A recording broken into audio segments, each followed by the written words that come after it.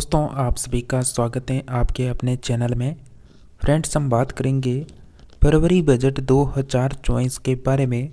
जैसा कि आप सभी को पता है, फरवरी जो स्टार्ट हुई है तो उसमें बजट पेश कर दिया गया है, जो 2024 का अंतिम बजट होने वाला है।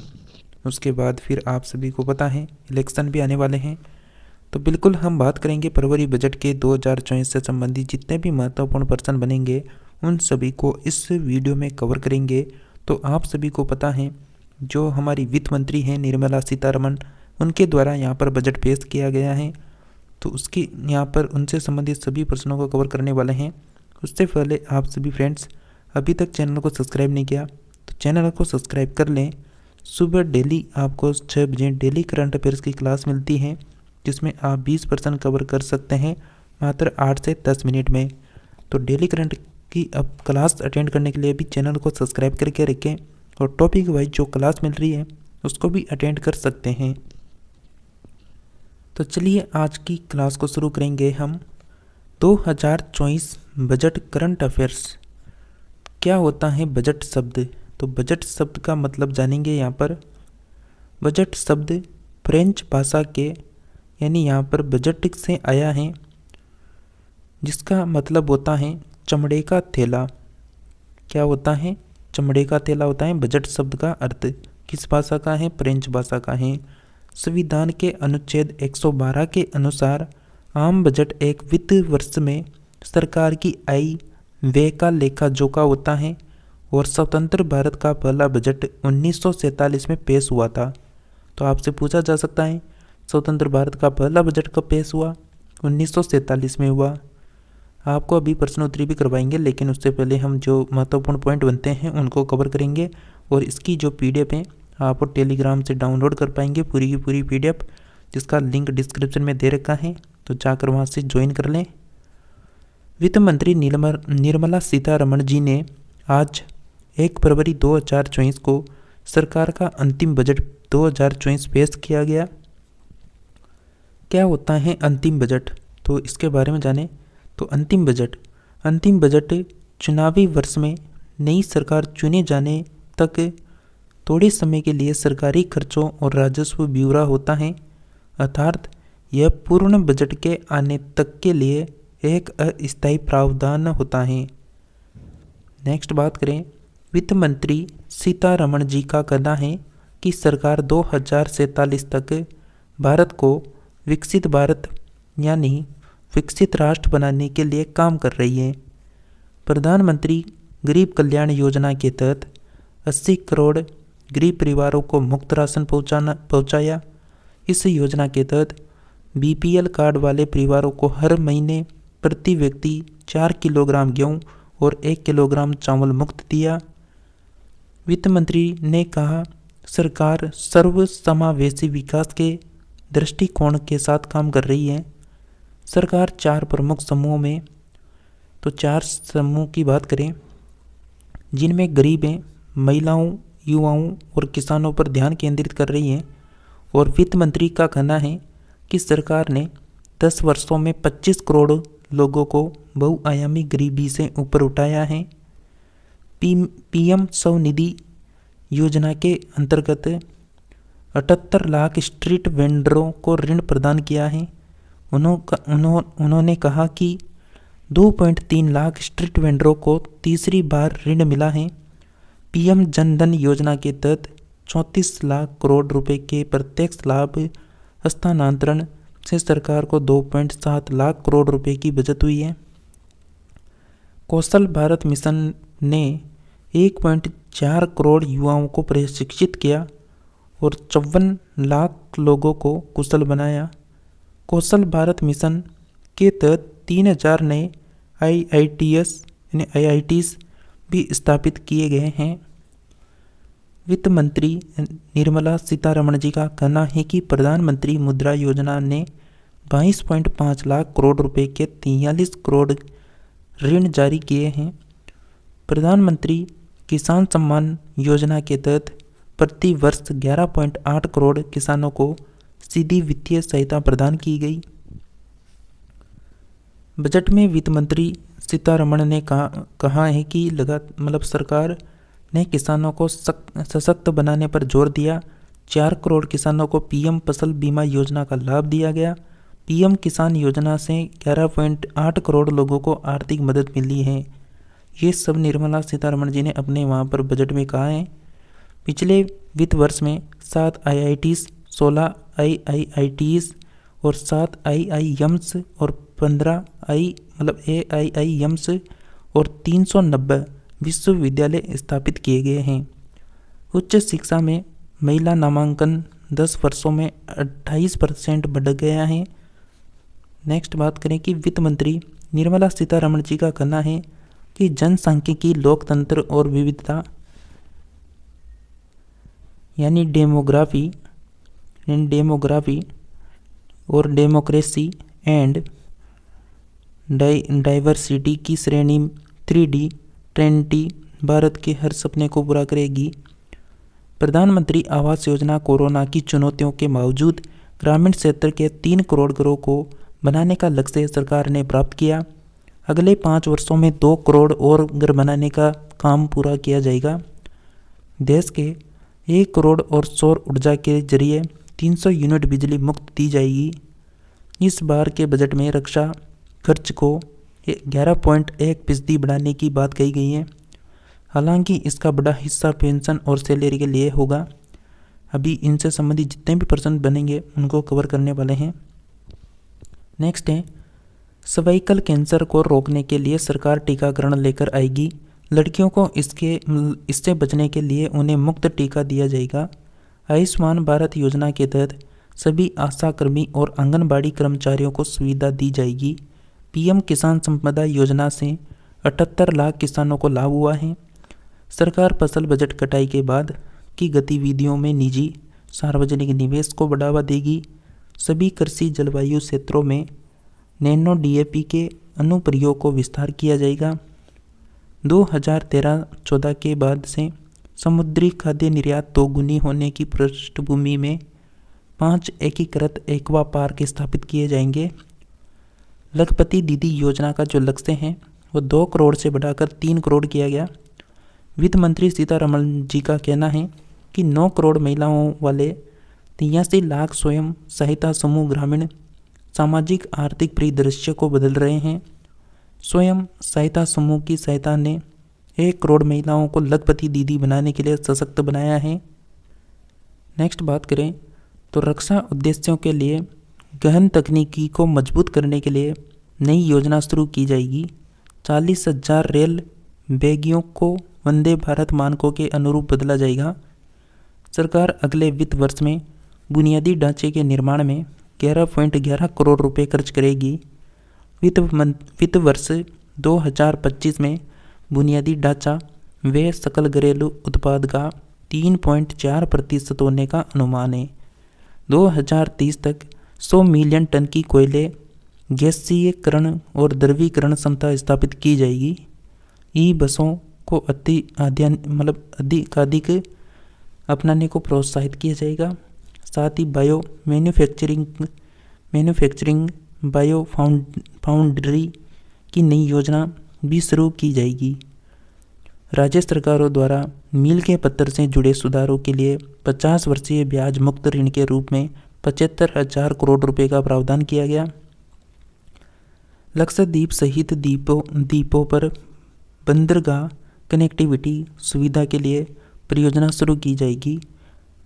वित्त वर्ष 2014 के लिए राजकीय कोषीय घाटे का जो लक्ष्य संशोधन कर सकल घरेलू उत्पाद का 5.8% कर दिया गया, जो पहले 5.9 था।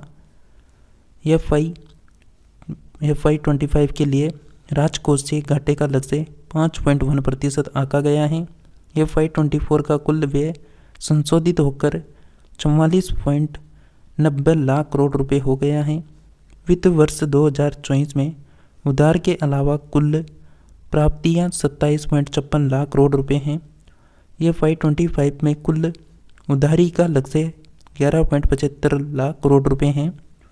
FY24 कर प्राप्तियां 23.24 लाख करोड़ रुपए हैं। FY26 तक राजकोषीय घाटे को 4.5% से कम करने का लक्ष्य है। FY25 सकल बाजार उधार 14.13 लाख करोड़ रुपए देखा गया है। निर्मला सीतारमण जी कहती हैं कि पिछले 10 साल में हमारा जो करदाता आधार बढ़ा है, प्रत्यक्ष और अप्रत्यक्ष कर ढांचे में कोई बदलाव नहीं किया गया है। निर्मला सीतारमण जी ने अपने बजट भाषण के दौरान आय कर को लेकर किसी भी तरह की नई घोषणा नहीं की है। नेक्स्ट बात करें कि इनकम टैक्स स्लैब वही बना रहा है। नेक्स्ट बात करें, नेक्स्ट कहा गया सरकार व्यक्तिगत करदाताओं के लिए वित्त वर्ष 2010 तक लंबित 25,000 रुपये तक की प्रत्यक्ष कर मांगों को वापस लेगी। बात करें बजट शब्द का अर्थ क्या होता है, फर्स्ट पर्सन यहाँ से शुरू होता है आप सभी फ्रेंड्स के लिए। तो बताइए, जैसा कि मैंने आपको शुरू में बता दिया था कि बजट शब्द का अर्थ क्या होता है, तो बताइए क्या आंसर आएगा। बिल्कुल करेक्ट आंसर हो जाएगा फ्रेंड्स आप सभी का। बजट शब्द का अर्थ होता है चमड़े का थैला। ए ऑप्शन करेक्ट आंसर है। नेक्स्ट पर्सन है, बजट शब्द की उत्पत्ति किस भाषा से हुई है। तो बजट शब्द की उत्पत्ति किस भाषा से हुई है, बिल्कुल करेक्ट आंसर होगा, लैटिन भाषा का शब्द है। भारत में पहला बजट 18 फरवरी 1860 को किसने पेश किया था। तो 18 फरवरी 1860 को पेश किया गया था ईस्ट इंडिया कंपनी के जेम्स विल्सन के द्वारा। ये ऑप्शन आपका करेक्ट आंसर है। नेक्स्ट है कि भारत में पहला बजट कब पेश किया गया था। करेक्ट आंसर होगा 18 फरवरी 1860। नेक्स्ट है, भारत में बजट प्रणाली की शुरुआत किस वाइसराय के कार्यकाल के दौरान की गई थी। करेक्ट आंसर है option number B, Lord Canning के कार्यकाल के दौरान। नेक्स्ट है, संविधान में बजट शब्द की जगह क्या प्रयोग हुआ है। तो बजट शब्द की जगह प्रयोग हुआ है एनुअल फाइनेंशियल स्टेटमेंट और दूसरा है वार्षिक वित्तीय विवरण। उपरोक्त दोनों यहाँ पर करेक्ट आंसर हो जाएगा। नेक्स्ट है कि वार्षिक वित्तीय विवरण का प्रावधान भारतीय संविधान के किस अनुच्छेद में है। करेक्ट आंसर होगा आर्टिकल 112 करेक्ट आंसर है। नेक्स्ट पर्सन है, किस वर्ष सर विलियम एकवर्थ की अध्यक्षता में ईस्ट इंडिया रेलवे कमेटी या फिर एकवर्थ समिति की सिफारिशों पर सामान्य सरकारी वित्त से रेलवे वित्त को अलग कर दिया। करेक्ट आंसर हो जाएगा 1924 में। ए ऑप्शन करेक्ट आंसर है। नेक्स्ट है कि भारत का केंद्रीय बजट और रेलवे बजट किस वर्ष विलय किया गया था। ये किया गया था 2017 में। सी ऑप्शन आपका करेक्ट आंसर होगा। नेक्स्ट है, कौन सा मंत्रालय बजट तैयार करता है। बिल्कुल करेक्ट आंसर हो जाएगा वित्त मंत्रालय। बी ऑप्शन आपका करेक्ट आंसर है। नेक्स्ट है कि स्वतंत्र भारत का पहला बजट किसने पेश किया था। करेक्ट आंसर है आर के सन्मुख चेट्टी, यहाँ पर करेक्ट आंसर होगा ए ऑप्शन। नेक्स्ट पर्सन है, स्वतंत्र भारत का पहला बजट आर के सन्मुख चेट्टी ने कब पेश किया था। करेक्ट आंसर हो जाएगा 26 नवंबर 1947 को पेश किया था।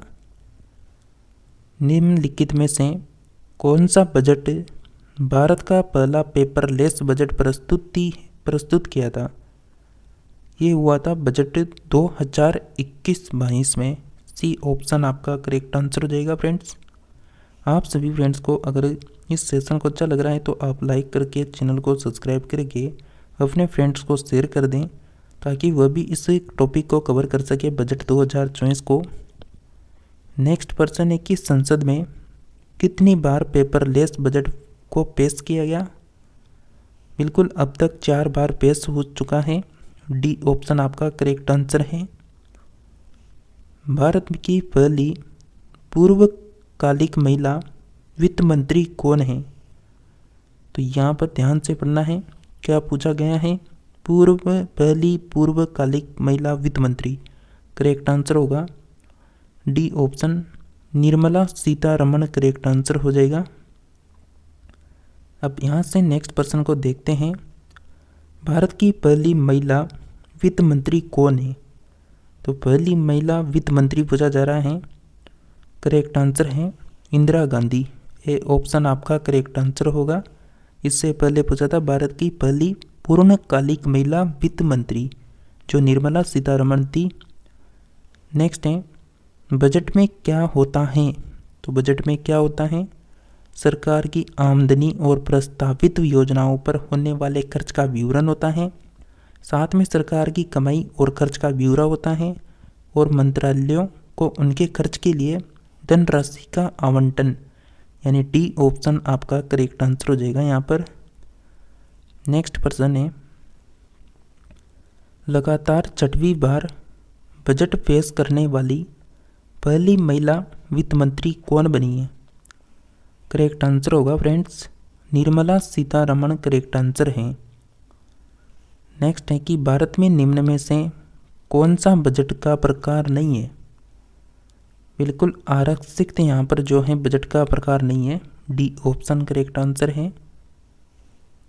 भारत में शून्य बेस बजट का प्रयोग पहली बार किस वर्ष से किया गया था? करेक्ट आंसर होगा 1987 में। नेक्स्ट है कि किसने भारत में सबसे लंबा बजट भाषण दिया है? करेक्ट आंसर होगा निर्मला सीतारमण। बी ऑप्शन आपका करेक्ट आंसर है। भारत के कितने प्रधानमंत्री ने प्रधानमंत्री रहते हुए बजट पेश किया है? करेक्ट आंसर हो जाएगा 3 प्रधानमंत्री रहते हुए यानी बजट पेश किया गया है 3 प्रधानमंत्री के द्वारा। कौन कौन है? जवाहरलाल नेहरू, राजीव गांधी, इंदिरा गांधी, ये 3 हैं यहाँ पर। नेक्स्ट है, गणतंत्र भारत का पहला बजट किसने पेश किया था? करेक्ट आंसर है जॉन मथाई ने। ए ऑप्शन आपका करेक्ट आंसर है। नेक्स्ट है कि गणतंत्र भारत का पहला बजट कब पेश किया गया था? करेक्ट आंसर होगा 28 फरवरी 1950 को। बी ऑप्शन आपका करेक्ट आंसर है। नेक्स्ट है कि सबसे अधिक बार बजट पेश करने का रिकॉर्ड किस नेता का है? तो किस नेता के पास है सबसे अधिक बजट पेश करने का रिकॉर्ड? करेक्ट आंसर होगा Morarji Desai. A option correct answer है। नेक्स्ट प्रश्न है 2017 से पहले बजट की स्थिति को पेश किया जाता था? करेक्ट आंसर होगा फरवरी के अंत में। अब कब किया जाता है? अब किया जाता है फरवरी के प्रारंभ में। तो बिल्कुल नेक्स्ट प्रश्न है 2017 के बाद बजट की स्थिति को पेश किया जाने लगा। बिल्कुल 1 फरवरी को पेश किया जाने लगा। अंतिम बजट को क्या कहा जाता है? करेक्ट आंसर होगा mini budget, vote on account, इन दोनों यहाँ पर करेक्ट आंसर हो जाएगा। नेक्स्ट बात करें आपके लिए अब होमवर्क का प्रश्न है, तो आपको कमेंट बॉक्स में इस सभी का जवाब देना है। अंतिम बजट 2024 किसके द्वारा पेश किया गया? इसका भी जवाब आपको देना है नंबर लगा के। नेक्स्ट इसका जवाब भी देना है आपको। सबसे अधिक बार बजट पेश करने का जो रिकॉर्ड है वो किस नेता के पास में है? तो इन दोनों प्रश्नों को आप जल्दी से कमेंट बॉक्स में जवाब लिखें। और फ्रेंड्स क्लास कैसी लगी आप सभी कमेंट करके ज़रूर बताएं। और फरवरी बजट 2024 कंप्लीट हो चुका है। अब आगे भी टॉपिक वाइज आपको करंट अफेयर्स की क्लासें मिलती रहेगी। साथ में डेली करंट अफेयर्स की क्लास सुबह 6 बजे आप अटेंड कर सकते हैं। इसके लिए फ्रेंड्स आप सभी हमारे चैनल को सब्सक्राइब कर लें और इस वीडियो को अधिक से अधिक फ्रेंड्स को शेयर करें ताकि वह भी इस बजट को पढ़ सके। तो फ्रेंड्स मिलते हैं नेक्स्ट वीडियो में, तब तक के लिए आप सभी बने रहिए।